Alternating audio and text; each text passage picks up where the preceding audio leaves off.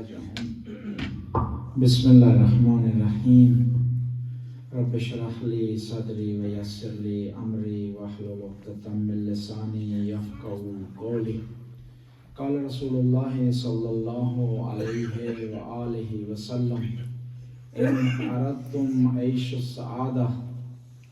السعادہ وموت الشہداء ونجاۃ یوم الحسرۃ والذل یوم الحرور والخدا یوم الضلال فدرس القرآن۔ پیغمبر گرامی ارشاد فرماتے ہیں کہ اگر تم چاہتے ہو کہ تمہاری زندگی خوشبختی میں گزرے اور تمہیں شہداء جیسی موت حاصل ہو اور حسرت کے دن تمہیں نجات ملے اور جس دن سایہ نہیں ہوگا اس دن تمہیں سایہ ملے، فدرس القرآن، قرآن کی تلاوت کرو، فَإِنَّهُ كَلَامُ الرحمن، یہ رحمان کا کلام ہے، وَرَجْزٌ مِّنَ الشَّيْطان، اور شیطان سے بچاؤ کا ذریعہ ہے، وَرُجْحَانٌ فِي الْمِيزَان، اور ترازو میں جہاں نیک اعمال ہوں گے اس طرف اگر قرآن کو رکھا جائے گا تو ترازو تمہارا بھاری ہوگا۔ انسان اپنی زندگی میں کتابوں کا مطالعہ کرتا ہے، اسٹڈی کرتا ہے، اور وہی انسان دنیا میں بالا و برتر ہے جو کتاب کا مطالعہ کرتا ہے۔ کتاب جو بھی ہو اس میں علم پایا جاتا ہے، لیکن یہ دنیا کی واحد کتاب ہے جس میں اتنی برکت، چاشنی، اٹریکشن پائی جاتی ہے جو کسی اور کتاب میں نہیں۔ آپ اگر ایک کتاب کا مطالعہ کرنا چاہیں، ایک صفحے کا مطالعہ کرتے ہیں، اگر سمجھ نہ آئے تو آگے نہیں بڑھاتے، چھوڑ دیتے ہیں، اسے ترک کر دیتے ہیں۔ لیکن یہ واحد کتاب ہے کہ انسان پڑھنے کو لگتا ہے تو جی چاہتا ہے کہ اس کو آخر تک پہنچا دے۔ ایک بہت بڑے آیت اللہ تھے، روزانہ قرآن کا مطالعہ کرتے تھے۔ کسی نے پوچھا کہ آپ اتنی لمبی زندگی میں آپ نے قرآن کا مطالعہ کیا ہے، حدیث کی کتابوں کا مطالعہ کیا ہے، اب کس لیے مطالعہ کرتے ہیں؟ کہنے لگے میں 60 سال سے مطالعہ کر رہا ہوں قرآن کا، لیکن جب بھی میں قرآن کا مطالعہ کرتا ہوں مجھے قرآن سے ایک نئی چیز ملتی ہے۔ اور قرآن انسان کا بہترین ساتھی ہے، تنہائی کا ساتھی ہے، مشکلات کا ساتھی ہے، سختی کا ساتھی ہے انسان کا۔ اور امام زین العابدین علیہ السلام ارشاد فرماتے ہیں، صلوات پڑھ لیں،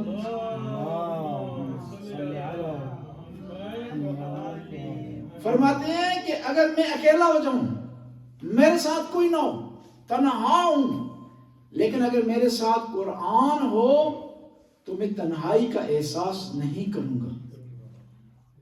قرآن برکت اور رحمت کی کتاب ہے، بشرط کہ آپ اس کو پڑھیں، اس کو سمجھیں اور اس پر عمل کرنے کی کوشش کریں۔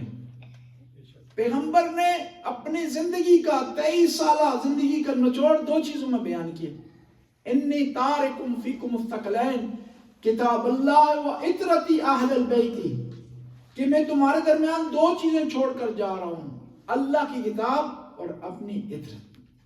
جہاں عطرت سے تمسک ضروری ہے، ان کا ذکر ضروری ہے، وہاں قرآن کا ذکر بھی ضروری ہے۔ اور خاص طور پر بھی رمضان کا مہینہ آ رہا ہے، برکتوں اور رحمتوں کا مہینہ ہے۔ پیغمبر ارشاد فرماتے ہیں قد اقبل علیکم شہر اللہ بالبرکت والرحمہ، کہ اللہ کا مہینہ تمہاری طرف آ رہا ہے برکت اور رحمت کے ساتھ۔ وَأَنفَاسُكُمْ فِيهِ تسبیح، تمہارا سانس لینا اس میں تسبیح ہے۔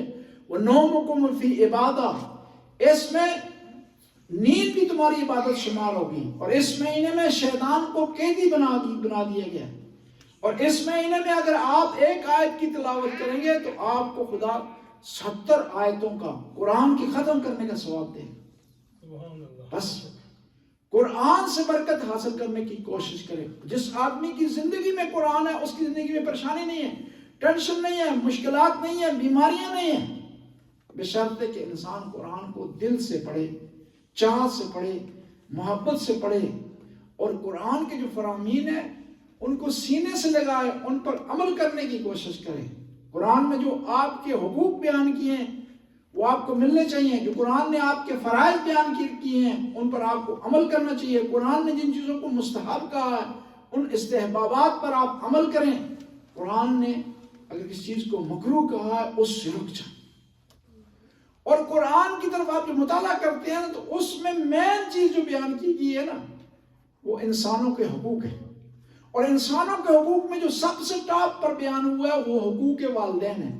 والدین کی رسپیکٹ کرنا، فار ایلڈر کی رسپیکٹ کرنا، ان کی بات سننا، ان کو فالو کرنا، ان سے پیار کرنا، ان سے محبت کرنا، ان کی پسند کو اپنی پسند بنانا، اور جس چیز سے وہ منع کریں اس سے رک جانا۔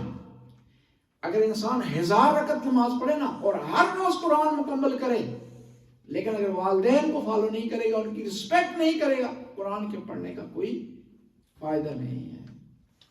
آخر میں اللہ تعالیٰ کی بارگاہ میں درخواست کرتے ہیں کہ ہمیں خدایا قرآن پڑھنے کی توفیق عطا فرما، قرآن پر عمل کرنے کی توفیق عطا فرما، قرآن کو سمجھنے کی توفیق عطا فرما۔